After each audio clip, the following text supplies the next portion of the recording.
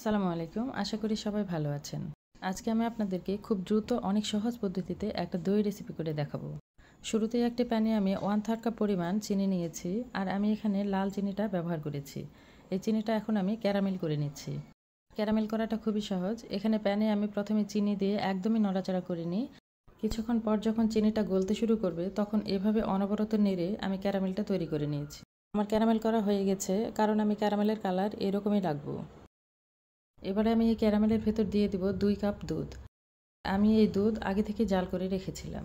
দুধ দেওয়ার পর কিন্তু ক্যারামেলগুলো একটু জমাট বেঁধে থাকবে, তবে ভয় পাওয়ার কিছু নেই। কিছুক্ষণ নাড়াচাড়া করলে ক্যারামেলগুলো আবার গলে যাবে।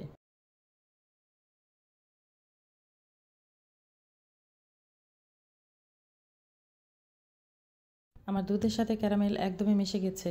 আর যেহেতু আমি আজকে অনেক দ্রুত এবং সহজ পদ্ধতিতে দই করে দেখাবো, তাই এখানে আমি 1 কাপ গুঁড়ো দুধ ব্যবহার করব। এই গুঁড়ো দুধকে আমি 1 কাপ উষ্ণ গরম দুধ দিয়ে আগে গুলে নিব, তারপর ক্যারামেলের দুধের সাথে মিশিয়ে নিব। গুঁড়ো দুধ আগে থেকে একটু গুলিয়ে নিলে জমাট বাঁধার চান্স থাকে না। গুঁড়ো দুধ লিকুইড দুধের সাথে মিশিয়ে কিছুক্ষণ জাল করে নিলেই দ্রুত ঘন হয়ে আসবে।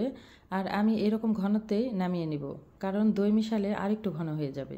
আজকে দই তৈরি করার জন্য আমি এখানে মিষ্টি দইটি ব্যবহার করেছি। এখানে 1/3 কাপের মতো দই ছিল, সেগুলোকে আমি আগে পানি ঝরিয়ে একটু ফেটে নিব। দুধ উষ্ণ গরম থাকতেই দইগুলো আমি দিয়ে দিব, আর দইগুলো দিয়ে হ্যান্ড হুইস্কের সাহায্যে খুব ভালোভাবে মিশিয়ে নিব।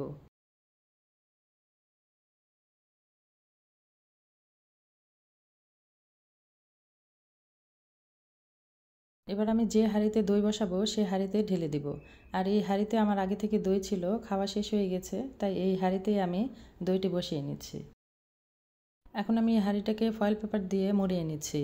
আপনারা চাইলে অন্য কিছু দিয়েও এটিকে ঢেকে দিতে পারেন। এবার আমি এটিকে একটি তোয়ালের সাহায্যে ভালোভাবে মুড়িয়ে নিচ্ছি। এবার এটিকে একটি গরম জায়গায় রাখতে হবে। আমি ওভেন 2 মিনিট প্রি হিট করে নিয়ে ওভেনের ভেতর রেখেছিলাম ওভারনাইট।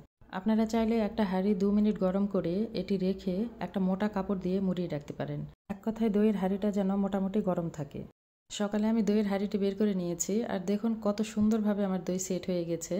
দেখলেন তো, দইয়ের হাঁড়ি একদম উপর করা যাচ্ছে। আর এই দইয়ে কিন্তু একদমই পানি কাটবে না। আমার রেসিপিটা ভালো লেগে থাকলে বাসায় ট্রাই করবেন। ধন্যবাদ।